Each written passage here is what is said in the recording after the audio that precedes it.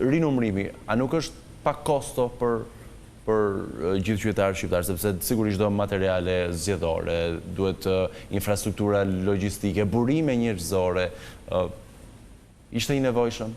Shumë i nevojshëm, sepse... A paguajnë qytetarët shqiptarë, përmes xhepit tyre? Pra mendoj që mos rinumrimi do kishte kosto edhe më të larta afatgjate për taksa paguesit shqiptarë, sepse si që thash që dhe në hapjet intervistës, manipulimi i procesit zgjedhor është trumbullari i gjithë problematikave.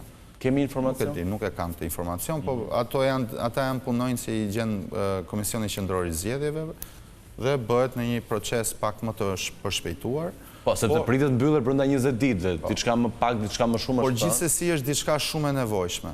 Pra, unë mendoj që edhe ripërsëritja e zgjedhjeve, sado kosto të ketë, pas një qeverie teknike, është e dura, sepse mos haro, një qeveri që buron nga një farsë elektorale është shumë herë më e kushtueshme për taksa paguesin shqiptar, se sa të rinumrohen dhe të shkoj e drejta tek. Ardhen qeveria e Partisë Demokratike do shpaguante, po thua koston e ripërsëritjes. Dalja një qeverie nga proces zgjedhor transparent, cila do parti fiton, do qoftë, do rrisi kërkesë llogarinë e qytetarit tek ajo qeveri. Por dalja një qeverie nga farsa elektorale e humbet atë kërkesë llogarie, sepse qeveria nuk merret më se i di që i fiton gjithmonë ato zgjedhje.